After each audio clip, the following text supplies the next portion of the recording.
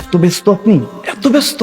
আহা, ইজি কাজে বিজি মানুষ। বিছানায় পড়ে যান এক সপ্তাহের জন্য। যারা বলে তোমাকে ভালোবাসি, মন থেকে ভালোবাসি, চাঁদটা এনে দিব, যত কথা বলে, ডেলি একবার ভালোবাসে না বললে বলে যে ভালোবাসা কমে যেতেছে, এই তাদের জন্য আপনি এক সপ্তাহ বিছানায় পড়ে যান। আপনি ভান করেন আপনি অসুস্থ, আপনি মৃত্যু শয্যায়, আপনি একটু অ্যাক্টিং করে দেখেন। এক সপ্তাহ দুনিয়াকে নিজের অ্যাক্টিং সুরত দেখা, দেখবেন দুনিয়া আপনার সাথে কি সুলুক করে। আপন মানুষটা পাশের ঘরে গিয়ে আল্লাহর কাছে বলবে আর কষ্ট সহ্য হচ্ছে না, আল্লাহ নিয়ে যাও।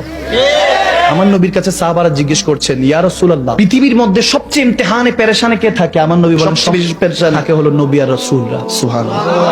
এরপরে বলতেছে এরপরে ঈমানদার আর আল্লাহ ওয়ালা। সুবহানাল্লাহ বলবেন না? যদি উঠার সময় এখন হাত লাগে, মাজায় ব্যথা লাগে, তাহলে বুঝতে হবে ফিরে আসার সময় হয়েছে। এখন বিছানায় চোখ লাগান, যদি দেখেন ঘুম আসে না, এই পিঠো পিঠ হতে হয়, বুঝা গেল শরীরও ছেড়ে দিতে চাচ্ছে। বুঝেন বন্ধুটাকে এত বিশ্বাস করলাম কিন্তু বিশ্বাসঘাতকতা করলো, বোঝা গেল দুনিয়ার সাথে মন লাগিয়ে লাভ নেই। যদি দুই হাত দিয়ে কোনো আপনজনকে কবরে রেখে আসেন, কসম করে বলছি ফিরে আসেন।